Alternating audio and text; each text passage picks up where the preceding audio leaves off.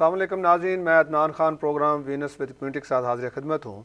آج جو ہم بات کریں گے کہ پاکستان کا جو سیاسی نظام ہے وہ کتنا سٹرانگ ہوا یا کیا وہ نظام وہاں پہ چل ہی نہیں سکا، اور وہ جو خطہ ہے، وہ جو ملک ہے، اس کے لیے جمہوریت چاہیے ہی نہیں ہمیں۔ اس پہ آج ہم نے بات کرنی ہے کہ اس جمہوریت وہاں پہ کتنی سوٹیبل ہے یا نہیں ہے، کتنی کامیاب ہوئی، کتنی ناکام ہوئی۔ اس پہ آج میں نے دو پینل بنائے ہیں، ایک قدرے ینگ لوگوں کا ہے اور ایک سینئر لوگوں کا ہے، جن میں سینئر لوگوں میں ایک بیرسٹر قادری صاحب کسی بھی تعارف کے محتاج نہیں ہیں، ان کا اتنا قید نہیں کافی ہے کہ یہ قادری صاحب ہیں، سب لوگ جانتے ہیں یہ کون ہے۔ میجر سعید صاحب یہ بھی ایک دانشور ہیں، جوید صاحب، جوید اخونزادہ صاحب، وہ ان کا تعلق تو اے این پی سے ہے، لیکن آج ہم جو بات کریں گے وہ پارٹیوں کی سطح سے بالا ہو کے بات کریں گے۔ اس طرح نواب صاحب دانشور ہیں، یہ بھی آج بڑا اچھا تجزیہ پیش کریں گے اپنا، اور یہ دو نوجوان جو ہیں ان کا تعلق تو شاید پیپلز پارٹی سے ہے، لیکن آج یہ نوجوان نسل کی نمائندگی کریں گے یہاں پہ کہ پاکستان کا جو نظام ہے وہ کیسے ہے۔ تو ہم قادری صاحب سے شروع کریں گے۔ قادری صاحب، پاکستان کی آپ کے سامنے بنا، آپ کے سامنے جوان ہوا، آپ نے حکومتیں بنتی بگڑتی دیکھیں، جاتی دیکھیں، فوج کا کردار، بیوروکریسی کا کردار، مذہب کا سیاست میں دخل، یہ ساری باتیں ہمیں آپ کو بتانے کی ضرورت نہیں، آپ کے بالکل سامنے ہوئی ہیں۔ آپ ذرا ایک ہمیں کمپریہنسو قسم کا اس پہ پہلے ایک اپنا انپوٹ دیجئے کہ کیا تھا، کیا ہوا، کیا نہیں ہونا چاہیے تھا اور کس طرح ہونا چاہیے تھا۔ عوام کی حکمرانی کسی بھی ملک کے لیے فیل نہیں ہوتی۔ عوام تو حکمرانی کرتے ہیں، کرنا چاہیے ان کو، وہ فیل نہیں ہوتی، لیکن پاکستان میں وہ حکمرانی ملی ہی نہیں عوام کو۔ عوام میں پاکستان میں جب آپ سسٹم کی بات کرتے ہیں تو بہت سے سسٹم آتے رہے جاتے رہے، اور ایک ہی سسٹم رہا بیسیکلی، وہ ہے مارشل لاء۔ کبھی کھل کے، کبھی پیچھے سے۔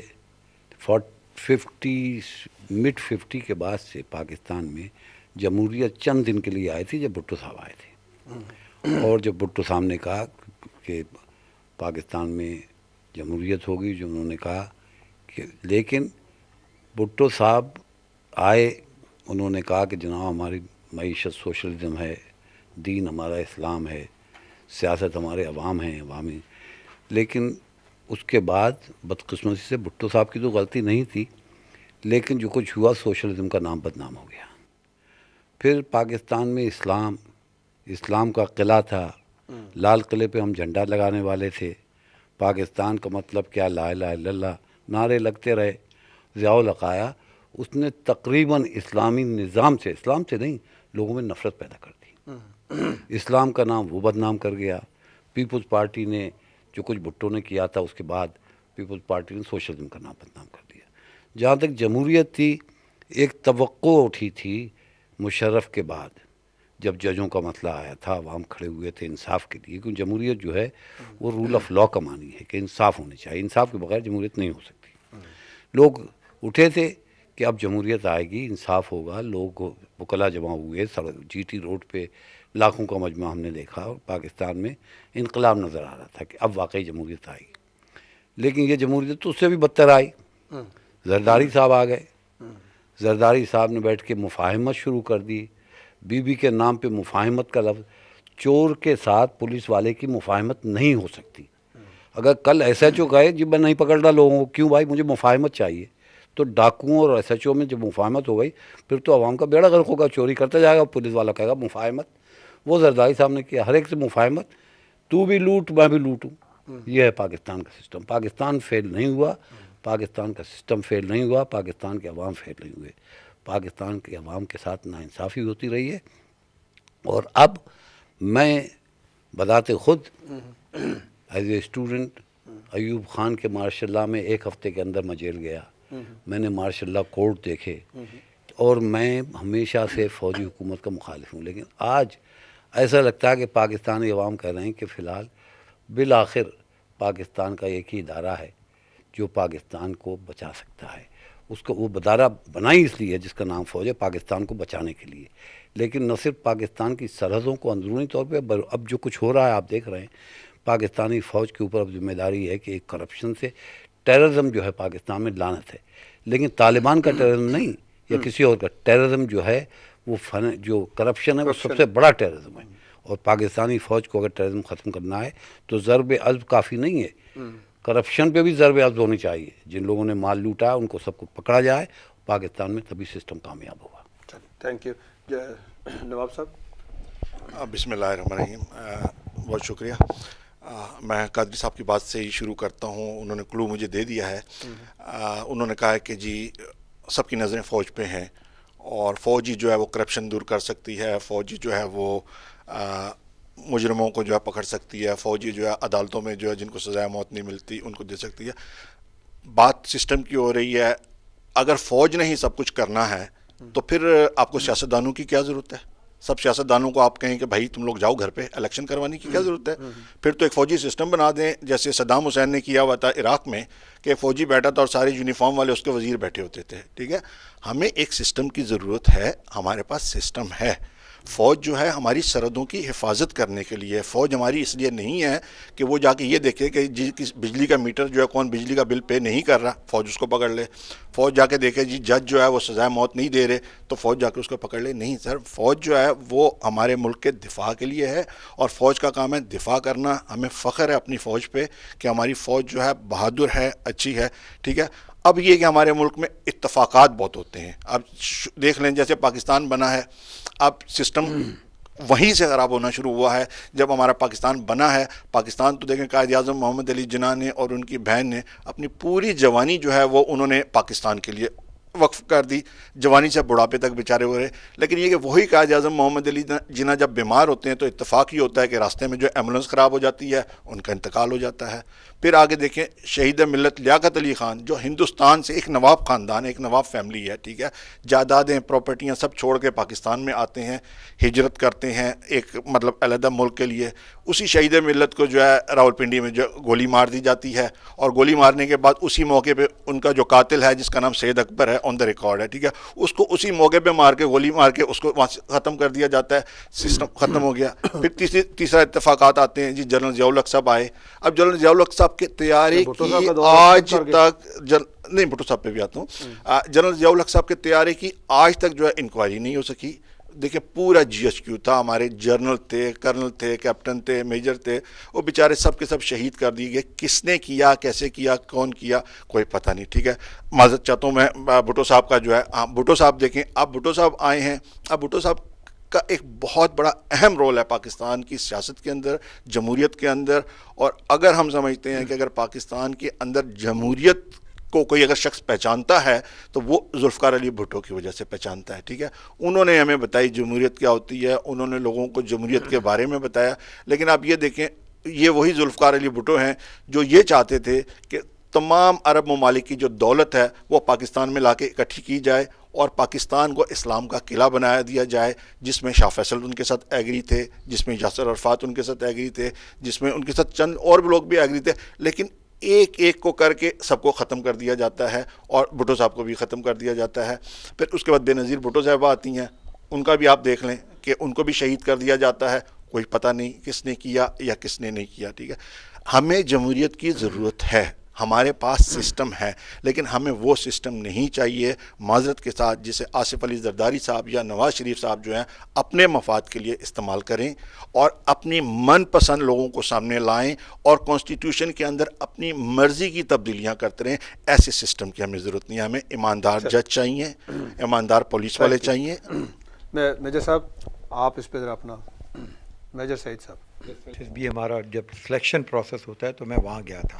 آج ان کا وہی والا سوال ہے جو عدنان بھائی نے پوچھا ہے. میں کہنا یہ چاہ رہا ہوں کہ سوال یہ تھا کہ چائنا نے ہم سے اتنے عرصے بعد, یہ میں 70 کی بات کر رہا ہوں, اس وقت یہ سوال تھا کہ چائنا نے ہم سے 1949 میں آزادی حاصل کی, 1 سال بعد کی. ہاں, اور آج چائنا کہاں ہے اور پاکستان کہاں ہے, تو کیا ہمیں بھی پاکستان میں اسلامک کمیونزم جو ہے اس کو لے آیا جائے. تو یہ سوال تھا, تو یا ہمیں کون سا نظام لایا جائے. تو اس وقت میں نے یہی کہا تھا, میں نے کہا دیکھیں ہمیں ایک نظام کا ہمیشہ سے ہم کہتے ہیں اور وہ ہے اللہ کی کتاب کا نظام. اگر جنرلی ہم اس کو اگر امپلیمنٹ کریں, اور خدا نہ خواستہ پہلی بات ہے وہ فیل ہوگا نہیں اگر اس کو امپلیمنٹ پراپرلی کیا جائے, تو پھر اگر نہیں ہوتا تو پھر اسلامک سوشلزم لے آئیں, کمیونزم لے آئیں, امپیریلزم لے آئیں, کچھ بھی لے آئیں. میں نے اس قسم کا جواب دیا تھا اس وقت. آج پھر میں یہ بات دہرا رہا ہوں. بات یہ ہے ہمارے ملک میں نظام کیا ہے, جو امیر آدمی ہے وہ جو مرضی کر لے, जैसे मर्जी पैसा बना ले, जो मर्जी कर ले, वो राइट है, वो मिस्टर राइट है।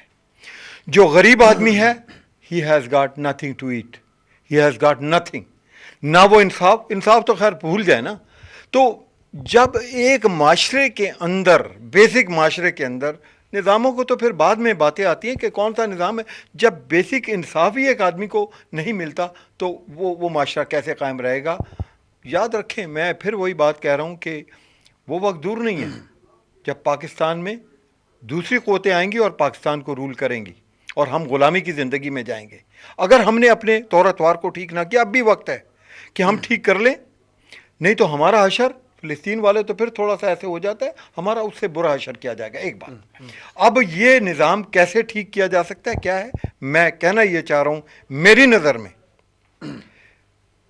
जो ये लोग हैं, कादी साहब ने बड़ी अच्छी बात की कि फ़ौज कर सकती है, ये कर सकते हैं, इदारे कर सकते हैं, उन्होंने एक अपनी तरफ से एक हल दिया है, एंड दैट्स गुड है ना, हर आदमी का अपना एक हल होता है। इसी तरह नवाब भाई ने हल दिया है। मेरा हल ये है कि सर, इंसाफ लोगों के घरों के अंदर ले जाएं आप। मेजर साहब, आपका मानना है, एक मिनट, कि जस्टिस सिस्टम वहाँ पे रूल ऑफ लॉ कायम हो जाए तो चीज़ें बेहतर हो सकती हैं, वरना हालात आपको ज़्यादा अच्छे नज़र नहीं आ रहे।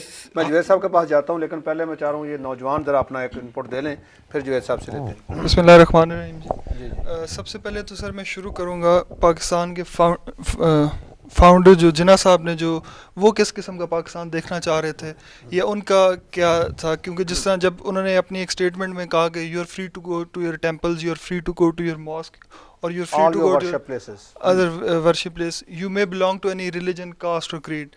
तो उसका मतलब ये है कि वो एक वेलफेयर स्टेट चाहते थे पाकिस्तान को, कि जहाँ पे कोई इस किस्म की स्टेट ना हो, कोई सिक्योरिटी स्टेट ना हो कि जो इस चीज़ को प्रोपेगेट करे कि हमने अपने बॉर्डर्स की किस तरह हिफाजत करनी है। वो ये चाहते थे लोगों को एक वेलफेयर स्टेट का नक्शा बनाना चाहते थे। उसके बाद पाकिस्तान के साथ बदकिस्मती के साथ क्या हुआ कि जब भी कोई डेमोक्रेटिक पार्टी आती थी पाकिस्तान को चलाने के लिए, तो उसको टर्म पूरी नहीं करने दी जाती थी, उसके लिए हर्डल्स क्रिएट की जाती थी, और मार्शल लॉ की सूरत में आर्मी टेक ओवर करके पूरा मुल्क का निज़ाम संभाल लेती थी।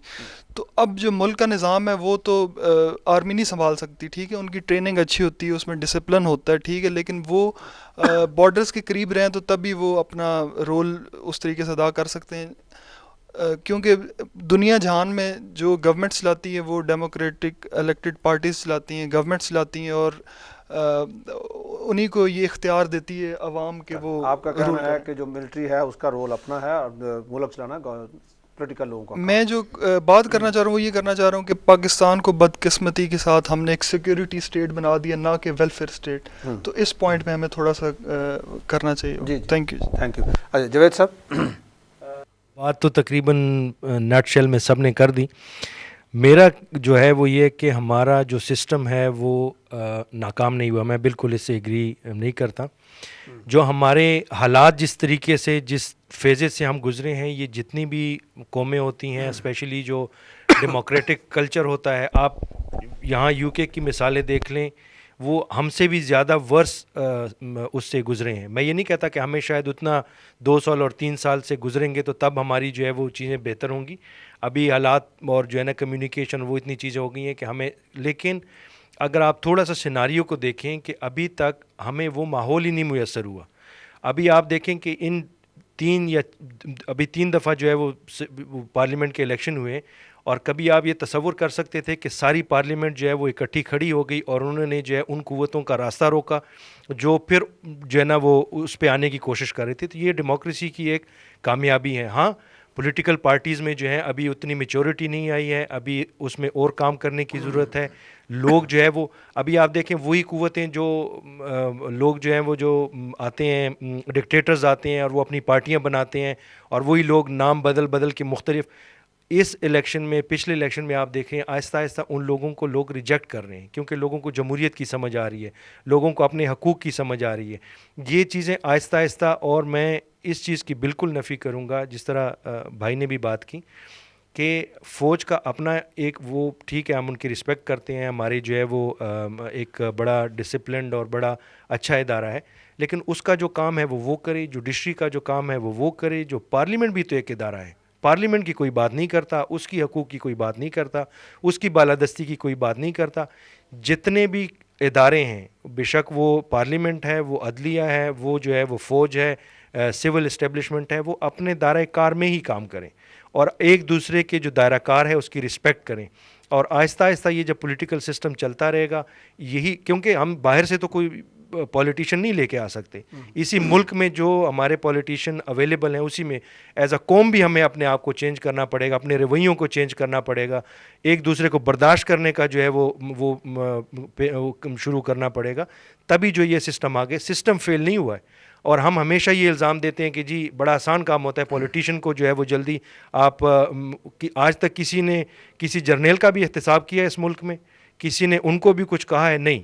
صرف پولیٹیشین کیونکہ because they are soft target, آپ جو ہے جو مرضی ہے ان کو کہہ دیں یہ کرپٹ ہیں, یہ ہیں, یہ آپ سمجھتے ہیں کہ ہم اسی سسٹم میں رہتے ہوئے آگے جا سکتے ہیں؟ بالکل, لیکن اس میں ٹائم لگے گا, لیکن نا امیدی نہیں ہے. مجھے قادری صاحب سے اس کا ایکسپلینیشن لینا ہے, لیکن پہلے یہ نوجوان اپنا انپٹ دے لے کوئکلی, تو پھر میں قادری صاحب کے پاس آتا ہوں. میرا پہلا سوال قادری صاحب سے ہے. اس میں انہوں نے یہ بات کی کہ صرف فوج ہی ہمیں کرپشن سے آزادی دلا سکتی ہے. تو پہلا سوال یہ ہے, کیا فوج خود کرپٹ نہیں ہے؟ کیا انہوں نے کرپشن نہیں کی ہوئی؟ اچھا. دوسرا سوال میجر صاحب سے, انہوں نے بات کی کہ پاکستان کے وہ وقت آ رہا ہے جب وہ اندر سے ٹوٹ جائے گا, تو پاکستان اندر سے مٹ جائے گا, ٹوٹ جائے گا. تو میرا یہ سوال ہے کہ اب پاکستانی فوج اتنی نااہل ہے کہ باہر سے کوئی طاقت آ کے قوت آ کے پاکستان کو توڑ؟ Very good question. ٹھیک ہے. اور تیسری بات جو ہے وہ یہی ہے کہ پاکستان میں انہوں نے کہا کہ فوج صرف ایک ادارہ ہے جو بالکل صحیح چلتا رہا, جس کی بڑی اچھی فاؤنڈیشنز ہیں. اس میں ایک چیز ایڈ کرنا چاہوں گا کہ فوج ایک اکیلا ادارہ ہے جس کے پاس ہمیشہ سے طاقت رہی ہے, جس کو نرش کرنے کے لیے ٹائم ملا ہے. جوڈیشری جو ہے وہ ابھی نرش کر رہی ہے. آپ کے کوسچن بہت اچھے ہیں, میں ان سب سے جواب بھی لیتا ہوں, لیکن یہاں مجھے لینا ہے commercial break. We will be back right now, please stay with us.